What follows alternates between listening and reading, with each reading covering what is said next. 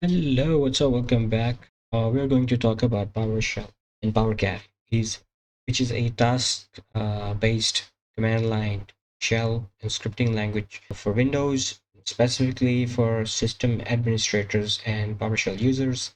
Multiple administration tasks for the operating systems. It is also available in Linux, Mac OS, Unix, and Windows. So we're going to talk about the PowerShell.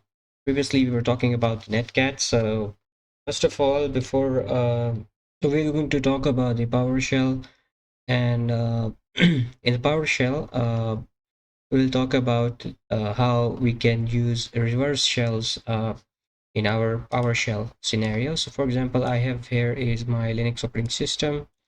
Wait, I'm just going to check if on my Windows I'm here. I will try to execute a script to connect back. For example, I'm using a port 443, which is HTTPS port on my Linux. My network configuration would say 100 and 2222.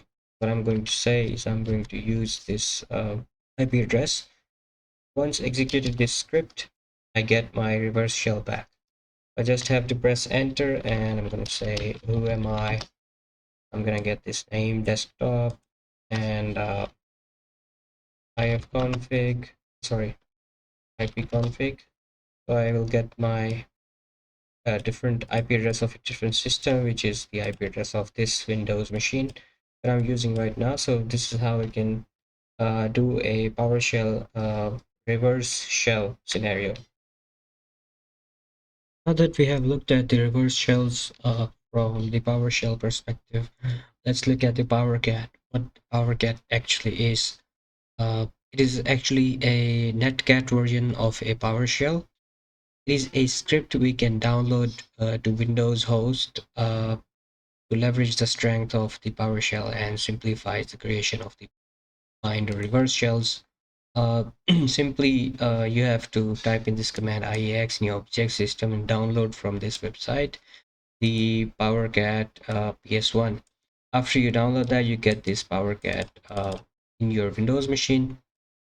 If you want to download it in your Linux systems, you just have to type in apt install PowerCat or Linux, Kali Linux. You just have to type in the name and then you press Y to actually start installing this. So now that it has installed successfully, let's talk about the PowerCat over here to use it. For example, I'm going to say /h to see all of the options. You can see we can use /l for the listener and /b for port simple, those options, /c for the IP address. So let's talk about what we're going to do in this right now. So sudo, let's say nc. I'm going to say receiving settings array. I see. Okay, receiving powercat.es1. Right, so this is gonna listen in port 443. So we are going to transfer this file from our powercat interface. You can see powercat says C for the IP address 192.168.100.222.2, I guess, /p for port. So we're going to use port 443 /I for the file where we want to send to our machine. So we're going to say /c users, oh damn, sorry, and Harry, and yes, our cat.psi, I guess is the location of the file. Yes, I think so. Okay.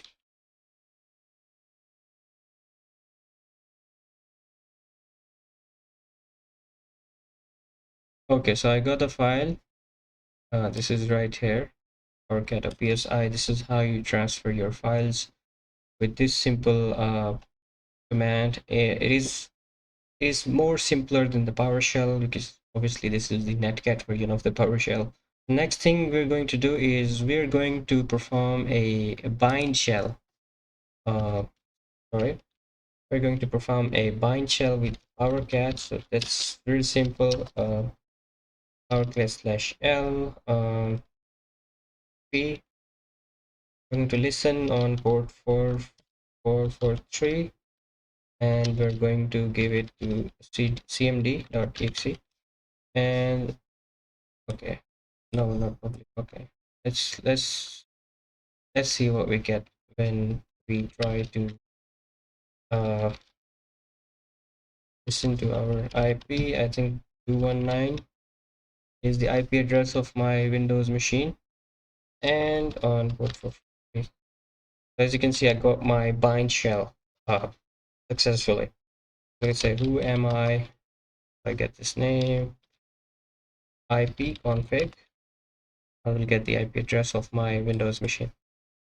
This is how you do a bind shell with the PowerShell. So this is it for this video, guys. In this video, we talked about the PowerShell, and then we talked about the PowerCat and how we can use them both for the reverse and the bind shell. So in the next video, we will be talking about other network tools. So this is it for today. See you in the next video.